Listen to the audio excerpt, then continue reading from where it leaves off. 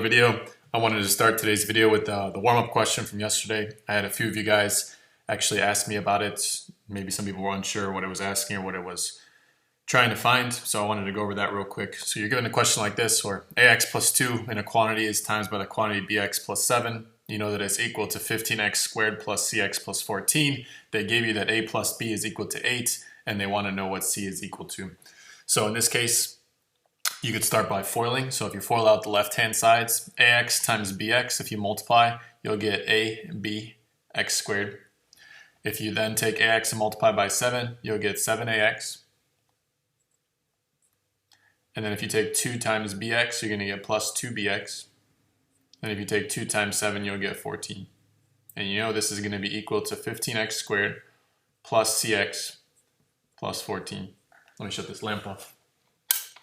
All right, so then if you have something like this, now you can say if these two things are equal to each other, I can see that there's only one x squared term on this side, and there's one x squared term on this side. So then I know they have to be equal to each other. So then in this case, I know that abx squared has to be equal to 15x squared. So then in that case, that a times b has to be equal to 15. So what do I know? I know ab is equal to 15. I also know that a plus b, what they gave me, has to be equal to 8. So it kind of turns into a little bit of an X method question, right? So I want to find two numbers. I know that they want to multiply to 15, and I know they want to add up to 8. So what are the two numbers?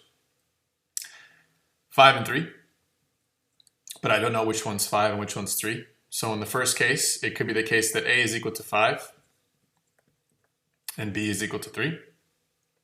It could also be the case that a is equal to 3 and b is equal to 5.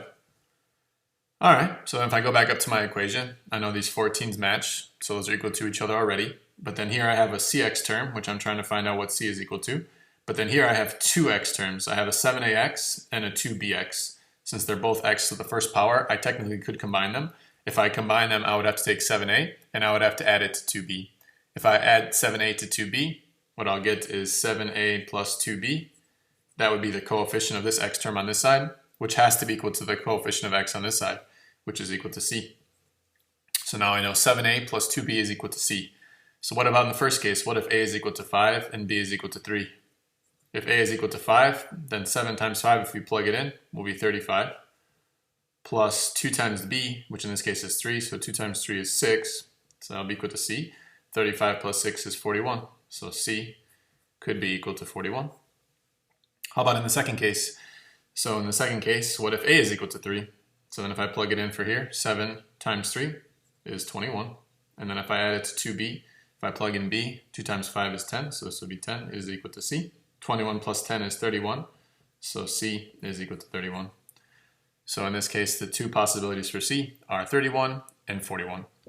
All right, let me know if you have any questions. I'm over there in the Google Hangout if you want to chat, and I can answer any questions you have about it. Okay, there's also an answer key for the assignment from the other day, but otherwise, hopefully you got a chance to download the new note sheet for today. The new note sheet looks something like this. We're just graphing some logarithms and talking about domain and range.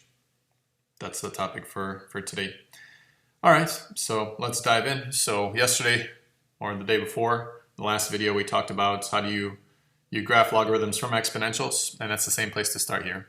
So let's say in the case that I have y equals log base 6 of x minus 1 minus 5, and I want to graph it, then I can think about its exponential inverse. So I know the inverse of y equals log base 6 of this is going to be y equals 6 to the x. So what I can do is start by making a small little table for y equals 6 to the x. And I can exploit the fact that if they're inverses, then I can just switch the x and y coordinates. So in this case, if I plug in some things for x, my suggestions are -1, 0, and maybe 1, maybe a couple points. If I plug them into this y equals 6 to the x, I know that 6 to the negative first is going to flip 6, so it's going to turn into 1/6. If I put 0 and I plug it in, 6 to the 0 is 1. And if I plug in 1, 6 to the first is 6. So this will be the graph for y equals 6 to the x. But I don't want y equals 6 to the x. I want y equals log base 6 of x. So that means I'll flip-flop the x and y coordinates. So in this case, if I flip-flop the x and y coordinates, I'll have 1/6 comma -1. So 1/6 would be very close to 0. And I'll drop down to -1. And I'll make a point there. Then instead of 0, 1, I would have 1, 0. So then 1, 0 will be here. And then instead of 1, 6, I'll have 6, 1. So I'll go over to 6, I'll go up 1, I'll have something like this. So then I do want you to sketch this one in, even though this one isn't the one that we have above. This would be the parent function. So if I sketch it in here,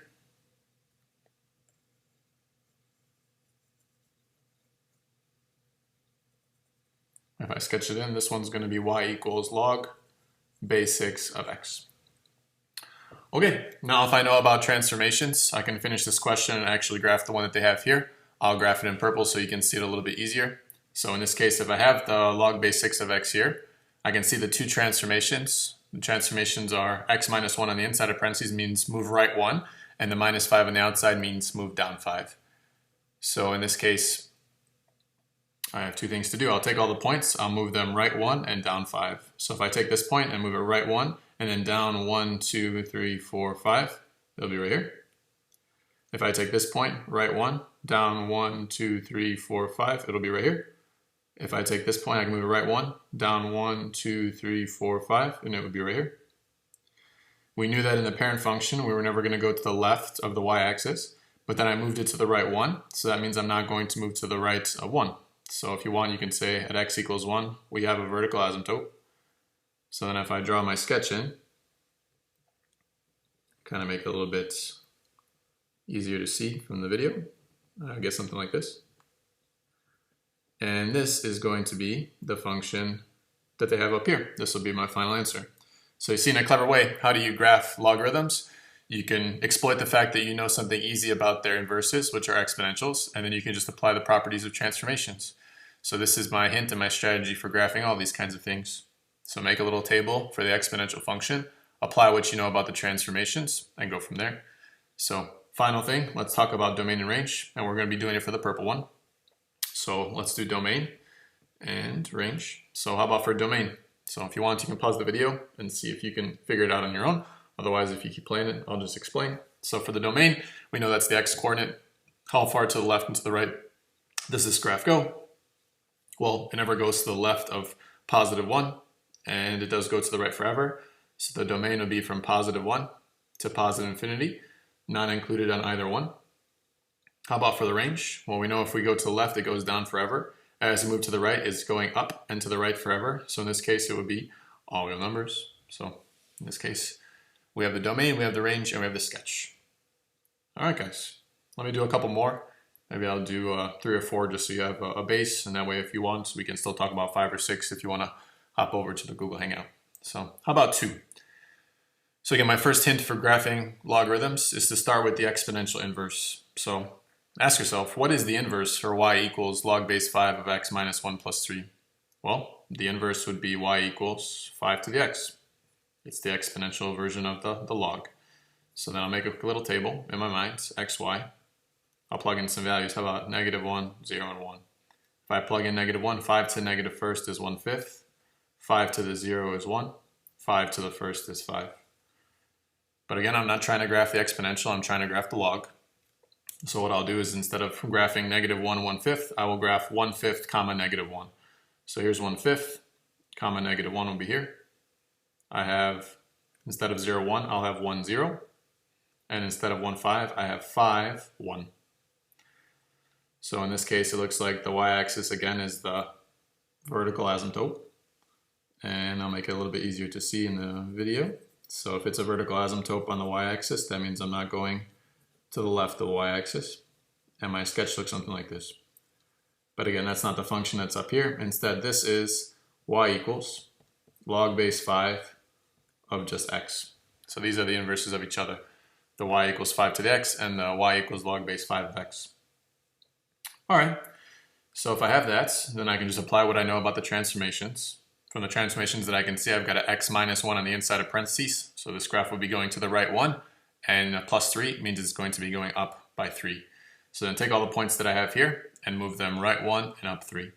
So if I go right 1 on this guy, I'll go up 1, 2, 3. It'll be right here. I should do this one in purple before I mix myself up. How about this one? We'll go right 1 and then go up 1, 2, 3. So it'll be right here. This one, right 1, up 1, 2, 3. It'll be here. I know that originally my vertical asymptote on this graph of y equals log base 5 of x was at the y-axis, but I did move it to the right one, so that means that the vertical asymptote is now again at 1. So then if I graph it, I'll see something like this. I'll try to make it darker like I've been doing, just so you can see it a little easier. So it looks like we'll see something like this. All right, guys. So if I have this one, this is going to be the one that we have up here in purple. And the last thing to do will be to talk about its domain and talk about its range. So let's do it. So how about domain? Well, the furthest the graph goes to the left is positive 1. It does go to the right forever, so we have the same domain as the first one. And then how about the range? Well, as I go to the left, it goes down forever. As I go to the right, it moves to the right and goes up forever. So all real numbers on this guy as well. All right, so there's kind of 2 quick examples. Let me do maybe 2 more, and maybe then you can try some on your own. And if you want, I can do the other extra ones with you in Google Hangout. All right, so how about 3 and 4? I think those would be good ones to do real quick, just to kind of see how things are going. So adjust this a little bit. All right, so we have these 2 guys. So let's finish them up. So, all right, how about on number 3? It looks like we have y equals log base 6 of x minus 3 minus 5. So I'll start with the exponential inverse. I know the inverse for this is going to be y equals 6 to the x. So if you want, you can set it up again. Make a little quick table. What do I know? Maybe I'll go -1, 0, 1. 6 to a negative first, like we had on the first one, is 1/6. 6 to a 0 is 1. 6 to the first is 6. All right, I'll graph the y equals log base 6 of x by flip-flopping the x's and y's. I know they're inverses of each other. So here goes 1/6, -1, 1, 0, and 6, 1. We know from the first one that it looked like there was a vertical asymptote on the y-axis. And if I shade this in, be easier to see. And definitely will improve how my sketch looks. All right. So something like this would be good for y equals log base 6 of x. Now how about the transformations? Transformations that I can see: x minus 3 to the right 3, minus 5 on the outside, down 5. So again, take all the points that I have here on my graph, apply the transformations right 3 and down 5. So if I go right 3, 1, 2, 3, down 5, 1, 2, 3, 4, 5, I'll end up somewhere here. If I take my next points, I want to go right 3, 1, 2, 3, down 5, 1, 2, 3, 4, 5, it'll be right here. All right, how about this one? Right 3, 1, 2, 3, technically off the graph, 1, 2, 3, 4, 5 down, would be somewhere right around here. Even though it's off the graph, I'll still include it. Then I'll take my purple and I'll draw in my sketch. Even though it's not on the graph, it will be helpful to kind of see what the shape of the graph looks like. So we'll get something like this. We do know that the original graph had a vertical asymptote at the y-axis, but since I moved it to the right 3, the new vertical asymptote is going to be at x equals 3. So if I want, I could fill it in, which means the graph will never go to the left of that. So then here I have the graph that they have here. All right, let's do domain and range, and then we'll do one more example, and I think that'll do it. So how about domain? Well, the furthest the graph goes to the left is 3. The farthest that it goes to the right is all the way to infinity. Neither one is included. How about the range? In this case, it does go down forever as you move to the left. It goes up forever and moves to the right. So this will be all real numbers, which is not a terribly big surprise. We know that these logarithms and exponentials are inverses. We know that the domain for all of these exponentials is all real numbers. So then since x's and y's flip in inverses, we'll know that the range for these will be all real numbers as well. All right, guys, how about one last one? So how about here? I have y equals log base 2 of x minus 1 plus 3. I'll start with the exponential. The exponential y equals, in this case, 2 to the x. I can make a quick little table. Let's go -1, 0, 1. And let's include 2 as well, why not? 2 to a negative first is a half. 2 to a 0 is 1. 2 to the first is 2. 2 squared is 4. So let's graph y equals log base 2 of x by flip-flopping coordinates. So here I'll have 1/2 -1. Instead of 0, 1, I've got 1, 0. Instead of 1, 2, I've got 2, 1. and instead of 2, 4, I have 4, 2. So then if I graph this one, I know that will be a vertical asymptote again at the y-axis. Make our sketch look a little bit nicer by making it a little bit darker.